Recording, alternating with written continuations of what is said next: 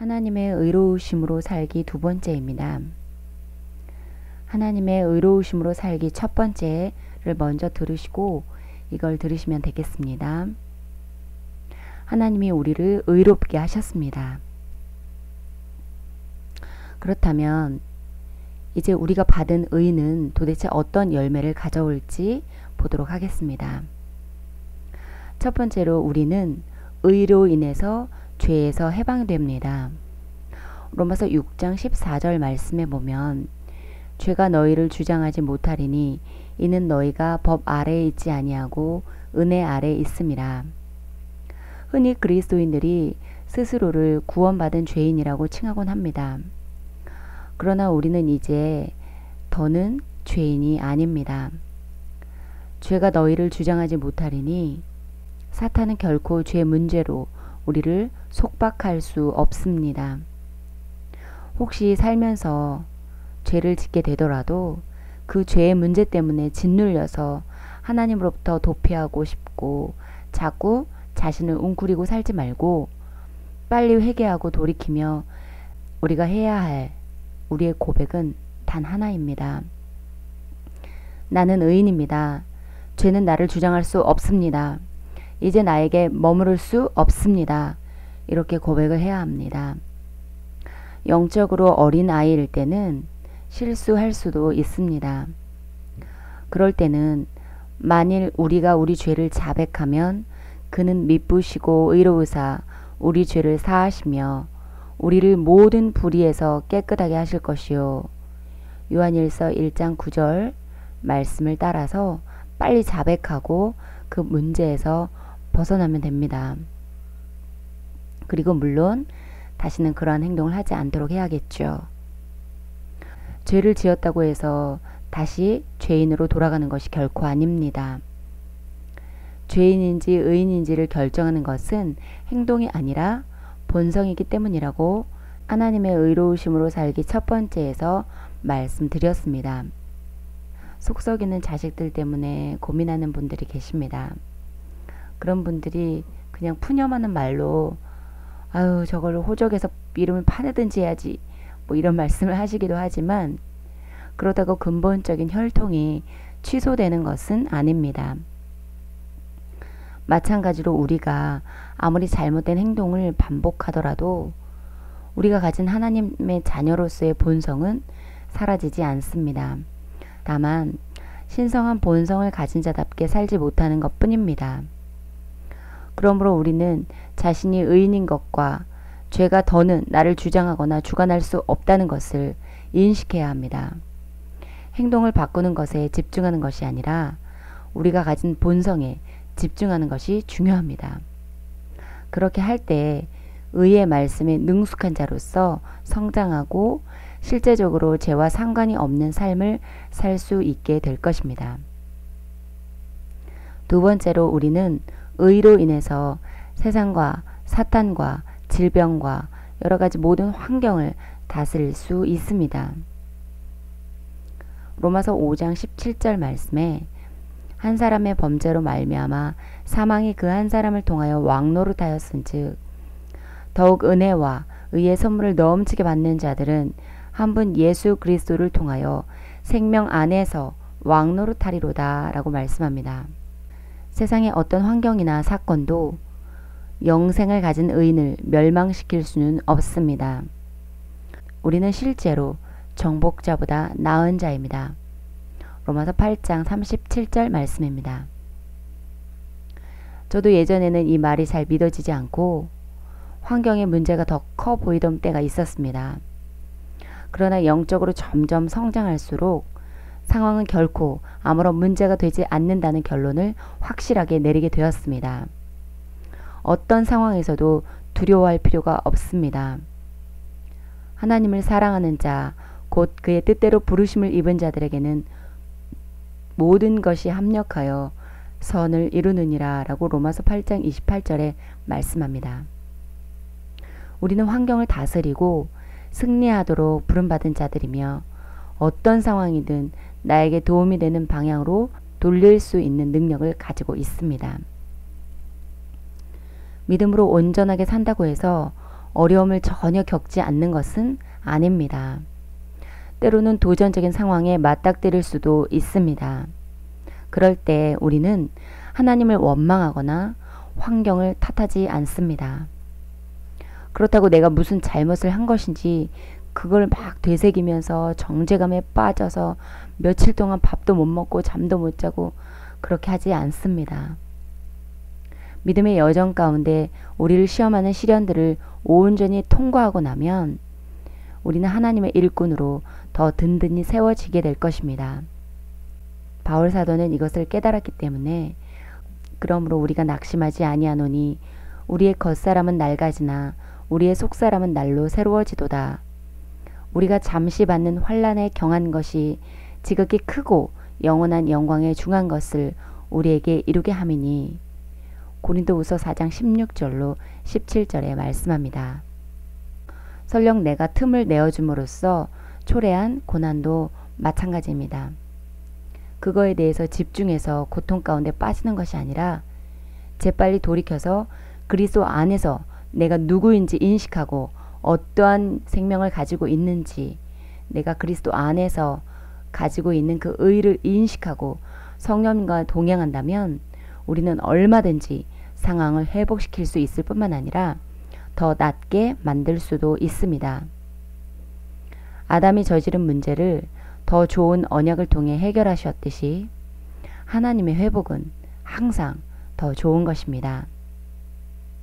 세 번째, 우리는 의로 인해 하나님과 하나가 되었습니다. 요한복음 14장 10절과 20절을 보면 내가 아버지 안에 거하고 아버지는 내 안에 계신 것을 내가 믿지 아니하느냐. 내가 너희에게 이르는 말은 스스로 하는 것이 아니라 아버지께서 내 안에 계셔서 그의 일을 하시는 것이라. 그날에는 내가 아버지 안에 너희가 내 안에 내가 너희 안에 있는 것을 너희가 알리라. 예수님께서는 이 땅에 살아계시는 동안 아버지께서 내 안에 내가 아버지 안에 있으며 나와 아버지는 하나다라고 요한복음 10장 30절에 말씀하셨습니다. 그리고 이제 거듭난 우리 안에도 성령님께서 들어오셔서 그분이 우리 안에 우리가 그분 안에 계신 상태 즉 완전한 하나됨을 이루게 되었습니다. 만약 우리가 의인이 아니라 죄인이었다면 이러한 연합은 결코 일어날 수가 없는 것입니다. 구약시대에 성령님께서 거하시던 지성소에는 죄인이 절대로 들어갈 수 없었으며 행여 들어갔다가는 견디지 못하고 바로 목숨을 잃었습니다. 하나님의 임재는 결코 죄와 공존할 수 없는 특성을 가졌기 때문입니다. 그런데 우리는 그 거룩한 영을 직접 우리 안에 모시면서 우리 스스로 성전이 되었습니다. 바로 우리가 의롭고 거룩하게 되었기 때문입니다. 우리는 의롭게 되었고 그 열매로 하나님과 하나됨을 누리게 되었습니다. 지금 우리는 하나님과 분리된 다른 곳에 속해 있어서 그분 앞으로 날마다 갈 수 있기를 가까이 데려다 주시기를 간구해야 하는 그런 상태가 아니라 우리는 우리 안에 그분의 보좌가 있고 우리는 그분 안에서 태어난 것입니다. 우리는 하나님과 하나입니다. 그러므로 나와 하나님이 하나인 것을 더 인식해야 합니다. 의의 결과로 우리는 하나님 앞에서 믿음을 갖게 됩니다. 여기서 믿음이란 거듭나기 위해 가져야 하는 최소한의 믿음이라기보다는 그리스도인으로서 성장하면서 하나님에 대해 가지는 믿음이라고 하겠습니다. 거듭난 그리스도인이라 할지라도 자신이 가진 의에 대해 잘 알지 못하면 믿음을 발휘하기가 어렵습니다. 무엇을 구하든 말씀대로 믿고 고백하고 주장함으로써 내 것으로 취하는 것이 기본 원리인데 본인이 하나님의 생명과 의를 가졌다는 사실을 인식하지 못한다면 이것이 하나님의 뜻이 맞나? 어제도 나는 죄를 지었는데 하나님께서 기도할 때 내 기도를 정말 들으실까? 이런 의심에 쉽게 틈을 내어주게 되고 그러한 사람의 기도는 응답되지 않을 때가 더 더 많습니다. 그러나 의의 의식으로 충만한 사람은 쉽게 믿음을 발휘합니다. 의인의 간구는 역사하는 힘이 큼이니라 라고 야고보서 5장 16절에 말씀합니다. 그들은 하나님께 무엇이든 담대하게 구하고 응답을 기대하며 실제로 많은 열매를 경험합니다. 무엇이든 믿음을 따라 역사하는 것이 하나님 나라의 법칙이기 때문입니다. 이사야 58장 8절로 9절 말씀을 킹제임스 버전을 보면 내 의가 내 앞서 갈 것이요 주의 영광이 내 후위가 되리라. 그때 내가 부르면 주가 응답할 것이요 내가 부르짖으면 주가 내가 여기 있노라 말하리라 라고 말씀합니다. 의가 있는 곳에는 주의 임재의 영광이 따라갑니다. 즉 의의 의식이 우세한 곳에는 하나님께서 일하셔서 그분의 영광을 드러내기에 좋은 환경이 만들어집니다. 그럴 때 의인이 하나님을 부르고 구하면 응답하시겠다고 이 구절에서 말씀하고 있는 것입니다. 우리가 받은 의 자체를 훼손하거나 방해할 수 있는 것은 사실 아무것도 없습니다. 그러나 의에 대한 인식인 의의 의식을 방해함으로써 우리 안에 의가 활성화될 수 없도록 막는 것들이 있습니다. 첫 번째는 정죄 의식입니다. 하나님은 결코 우리를 정죄하지 않으십니다. 예수님도 마찬가지입니다. 심지어 율법도 우리를 정죄할 수 없습니다. 이것은 옛 언약에 속한 유대인들에게만 구속력을 가지는 것으로서 그 법은 이미 예수님을 통하여 폐하여졌고 우리에게는 새로운 계명이 주어졌기 때문입니다. 이제 우리를 정죄할 수 있는 것은 우리 자신뿐입니다. 이미 의를 받았음에도 불구하고 자꾸 예전의 생각, 예전의 어떤 생각 체계들, 죄인의 사고방식으로 돌아가서 죄를 인식하고 정죄감을 허락한다면 우리는 우리가 가진 의를 온전하게 풀어낼 수가 없습니다. 어떠한 경우에도 정죄감을 허용하면 안 됩니다. 만일 우리가 우리 죄를 자백하면 그는 미쁘시고 의로우사 우리 죄를 사하시며 우리를 모든 불의에서 깨끗하게 하실 것이요 라고 요한일서 1장 9절에서 말씀합니다. 하나님께서는 우리가 실수를 저질렀을 때 정죄감으로 인해 그분 앞에 담대하게 서지 못할까봐 죄를 지었더라도 미쁘시고 의로우신 하나님께 모든 걸 자백하면 모든 불의를 없애실 것이라는 약속까지 주셨습니다. 여러분이 어떠한 죄의 문제로 어떻게 살았던 나의 생활 방식 때문에 정죄감에 붙들려서 교회 가는 것 자체가 힘들어지고 있다면, 하나님 앞에 부끄러워서 하나님을 자꾸자꾸 피하고 싶어졌다면 여러분이 예수님을 통해 받은 이 의를 인식해야 합니다. 절대 그 죄 때문에 하나님을 피하지 마십시오.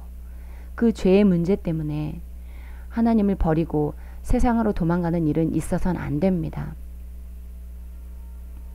하나님은 여러분을 사랑하십니다. 요한일서 3장 20절 말씀에 이는 만일 우리 마음이 우리를 정죄한다면 하나님은 우리 마음보다 더 크시고 모든 것을 아시기 때문이라 라는 이 말씀을 여러분에게 선물로 드립니다. 잘못을 회개했음에도 불구하고 당신의 마음이 계속해서 당신을 정죄한다면 거절하고 이렇게 선포하십시오. 내 마음보다 더 크신 하나님께서 나를 의인으로 선언하셨다.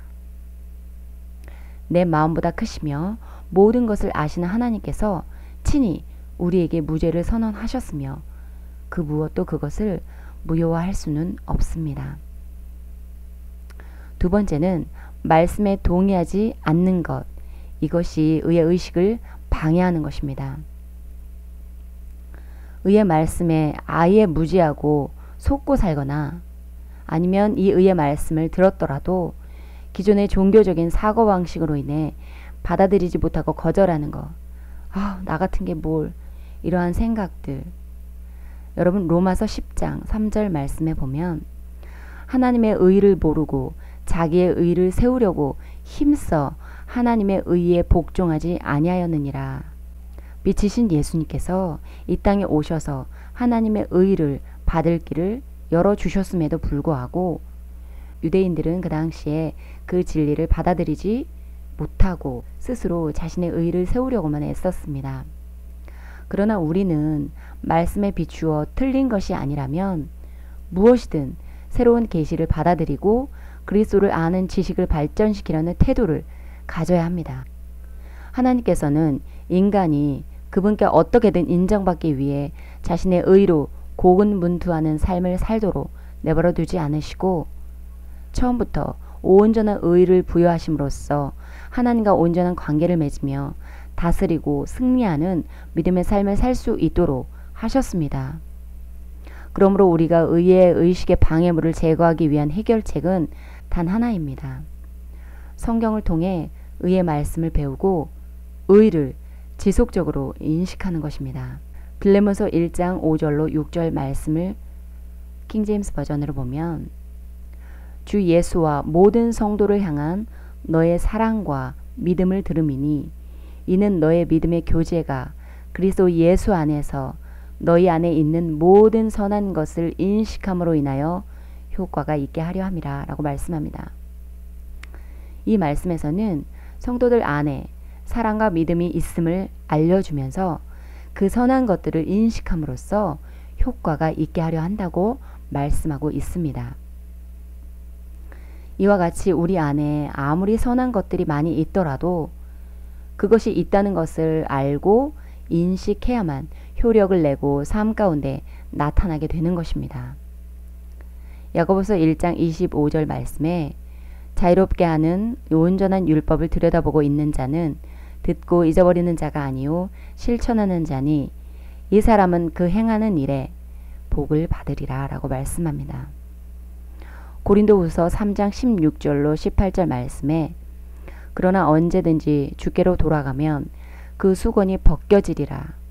주는 영이시니 주의 영이 계신 곳에는 자유가 있느니라. 우리가 다 수건을 벗은 얼굴로 거울을 보는 것 같이 주의 영광을 보매 그와 같은 형상으로 변화하여 영광에서 영광에 이르니 곧 주의 영으로 말미암음이니라 라고 말씀합니다. 이제 예수님을 믿은 우리는 자유롭게 하는 온전한 율법을 받았으므로 그것을 듣고 잊어버리는 것이 아니라 지속적으로 들여다보고 실천하여 삶에 나타나게 해야 합니다. 세상에는 온전한 법이 없습니다. 또한 우리를 자유롭게 하는 법도 없습니다. 그러나 이 법은 온전하며 그것을 들여다보는 사람을 자유롭게 합니다. 그것이 바로 그리스도 안에서 내가 누구이며 무엇을 가지고 있고 무엇을 할 수 있는지에 대한 새로운 피조물의 계시입니다. 그 말씀을 지속적으로 들여다보고 묵상하십시오. 이 계시는 들여다보면 들여다볼수록 우리를 능력에서 능력으로, 영광에서 영광으로 이르게 하고 그대로 행할 수 있는 능력을 우리 안에서 불러일으켜서 우리로 하여금 말씀을 실천하는 자가 되게 합니다. 내가 하나님의 의를 가진 의인이라는 사실을 계속해서 확인하고 붙잡으십시오. 그렇게 할 때 비로소 우리가 가진 의가 활성화되고 참으로 효력을 발휘하기 시작할 것입니다. 여러분 기억하십시오. 의는 나의 것입니다. 라는 사실을. 우리는 하나님의 의를 가졌습니다. 그 의는 본성으로 주어진 것이므로 우리가 그 어떤 잘못된 행동을 하더라도 결코 취소되거나 사라지지 않습니다. 이 진리를 내 것으로 삼아 하나님과의 온전한 관계 가운데 모든 죄와 어둠과 상황을 굴복시키는 의인의 삶을 사십시오. 함께 소리내서 고백하겠습니다. 나는 의인입니다. 예수 그리스도께서 나의 의가 되셨으므로 내가 의인이 되었습니다. 의인은 나의 본성입니다. 나는 나의 행동과 상관없이 언제나 아무 정죄감이나 열등감 없이 하나님의 임재 앞에 설 수 있습니다. 내 영에는 언제나 하나님의 뜻대로 행동할 수 있는 능력이 있습니다. 나는 언제나 의인입니다. 그러므로 나는 언제나 기도한 것마다 응답을 받습니다. I worship your holy name.